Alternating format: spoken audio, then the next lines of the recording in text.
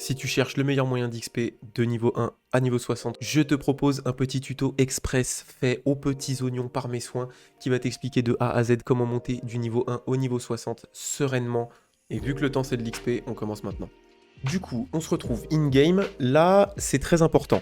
Il va falloir que tu fasses dans une ville, n'importe laquelle, typiquement Haute-Chute, tu vas à côté de ce qu'on appelle le tableau des projets urbains et tu arrives ici, là-dessus.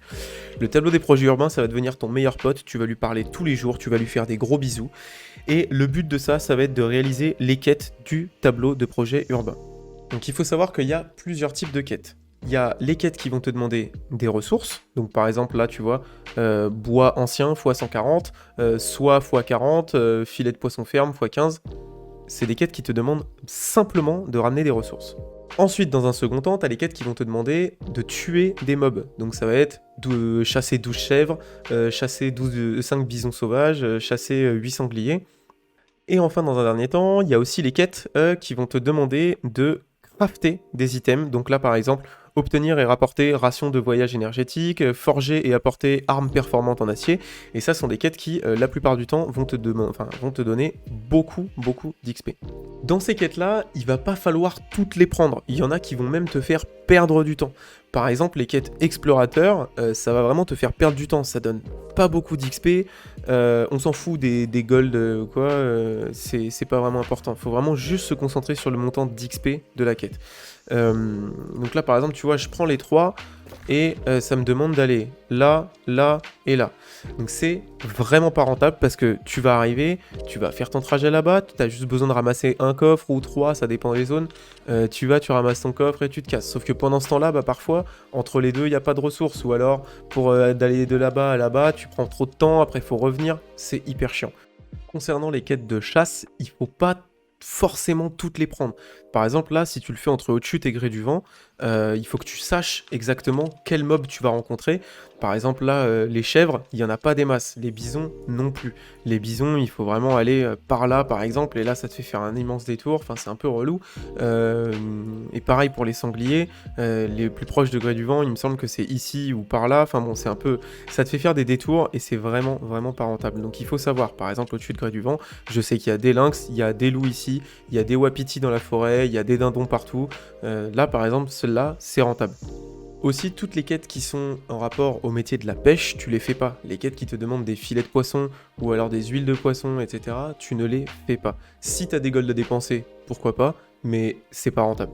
Et les dernières quêtes à ne pas faire, c'est les quêtes, par exemple, la ration de conserve de poisson, ou parfois c'est aussi des paniers avec d'autres ressources de cuisine. Ça, il faut pas les faire. Ensuite, maintenant que tu as compris les quêtes qu'il faut prendre, tu vois en haut à droite, il y a un timer. Là, par exemple, ces quêtes-là, même si je les fais, admettons, voilà, celle-là je la fais, là je l'abandonne, mais c'est comme si je l'avais fait, elles disparaissent.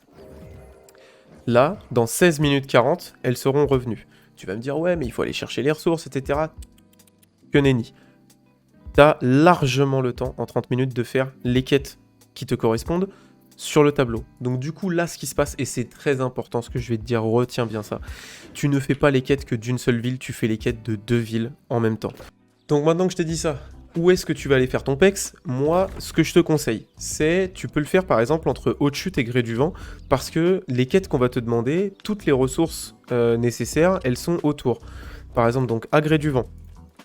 Derrière, ici, au niveau de la clairière, et là, t'as du minerai. Juste à côté, t'as de la forêt. La forêt, de toute façon, t'en as entre les deux. Le bois, c'est vraiment pas un problème. Si jamais, par exemple, t'as besoin d'animaux, de cuir, tout ici, à la sortie d'eau de chute, il y en a pas mal. Il y a des cerfs, il y a des...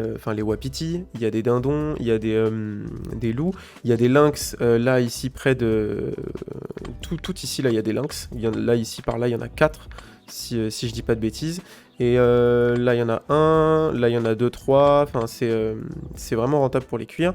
Et si jamais tu as besoin de fibres, en partant de Gré du Vent, plutôt que de faire un chemin droit vers ici pour retrouver le chemin pour Haute-Chute, tu fais une petite décale sur la gauche et partout là, ici, tu auras de la fibre. Après, tu vois, tu peux très bien revenir à Haute-Chute par là, ici, ça peut aussi te donner un peu de cuir par là, tu peux passer par un petit endroit où il y a des minerais, etc. Tu le fais un peu à ta sauce. Mais dans l'idée, il faut que ça reste entre ces deux villes-là. Aussi, un autre point très important, ça va être les ingrédients de transformation. Ça, tu vas en avoir besoin en masse, et le problème c'est que c'est très chiant. Parce que si jamais par exemple là, admettons je suis à haute chute, donc je peux utiliser ceux qui sont dans mon coffre à haute chute, mais si jamais je vais à gré du vent et qui me demande je sais pas du bois d'œuvre, et bah du coup je pourrais pas le crafter tout de suite, il faudra que je retourne là-bas, etc. Donc c'est un peu relou. Moi ce que je te conseille c'est, dans la mesure du possible, si t'en as 3000, ça sert à rien de les prendre sur toi, mais par exemple tu vois là, voilà, genre 300 triplures, ça pèse, hop, 38 kilos. Ça me rajoute pas des masses. Après, moi, tu me diras, c'est vrai que j'ai les sacs T3, T4. C'est vrai que tout le monde les a pas quand ils pex. Mais bon, c'est pas trop chiant, on va dire. Dans l'idéal, c'est mieux de savoir quand tu vas crafter un truc dans une autre ville, si tu as besoin d'en emporter. Mais ça aussi, il faut y faire attention. Si jamais tu es vraiment à sec des ingrédients de transformation, c'est rentable d'aller à l'HV pour les acheter. Il y a ces 3 zones ici qui sont impossibles d'être capturées. C'est dommage, parce que nous, là, les violets, on les aurait bien pris. Ces 3 zones ici, il y a des quêtes annexes. Les quêtes annexes, toutes celles-là, toutes celles des autres villes, etc., tu ne les fais pas. Tu ne les fais pas. Certes, c'est un bon apport en gold. Parfois, il y en a certaines qui donnent un petit peu d'XP, mais tu ne les fais pas. Ensuite, celles de ces 3 zones-là. Celles de ces 3 zones, elles sont entre 41 et 60, le niveau des zones. Par contre, c'est pas dès le level 41 qu'il faut se dire « Ouah, super, vas-y, je m'arrête, je vais faire les quêtes annexes ». Il y a plein de mobs qui sont élites dans ces camps-là, il y a beaucoup de mobs qui sont paquets, et c'est insupportable. Donc ces quêtes-là, typiquement grande faille, moi ce que je te conseille, c'est t'y vas pas avant le niveau 50, et si tu y vas sans être 60, tu y vas avec un groupe de personnes, parce que c'est vraiment, vraiment chiant. Si tu y vas pour poser des bivouacs à tir-larigot, que tu fais que de crever, tu vas juste perdre du temps. Donc encore une fois, si ton objectif c'est de passer 60 rapidement, t'y vas pas tout de suite. Et enfin, le dernier tips, c'est les quêtes PVP. Les quêtes PVP, c'est important pour avoir des jetons. Les jetons te donnent des stuffs. D'ailleurs, je vais te le montrer tout de suite. Sauf que ces jetons-là, ce qui est bien, c'est que les derniers, pour avoir le stuff niveau 60, il t'en faut beaucoup. Mais genre beaucoup, beaucoup. Quand tu auras fait toutes les quêtes pour obtenir les différents rangs de ta réputation, donc le 5e rang, tu auras comme limite de jetons 50 000. Les armes de level 60 en PvP coûtent 50 000 jetons. Par exemple, moi là je joue bâton de vie, voilà, le bâton de vie il coûte 50 000 jetons et 2000 pièces d'or. D'où aussi le fait que les pièces d'or c'est important, faut pas les négliger. Donc ça veut dire que si tu veux un full stuff, donc tes 2 armes et tes 5 pièces d'équipement, bah, il va te falloir au minimum 4000, je crois, il me semble que c'est... Ouais, c'est ça, c'est 5000 gold. C'est 5000 gold et c'est l'équivalent de 150 000 jetons, à peu près. Donc du coup, ce que je te conseille, c'est que vu qu'au level 60, tu vas avoir besoin de beaucoup de jetons, tu fais les quêtes PVP à partir du level 57,5, 58 à peu près, dans ces eaux-là, même 58,5. Ça va te permettre en fait de monter jusqu'au level 60 en farmant ton stuff 60. Et voilà, c'est la fin du tuto. J'espère que maintenant, tu as bien compris ce qu'il te reste à faire pour passer level 60. N'hésite pas à me poser toutes tes questions en commentaire. Et d'ailleurs, au passage, si jamais tu cherches une guilde, admettons sur le serveur Nisa dans la faction Ombre, bah peut-être il y a moyen de moyenner.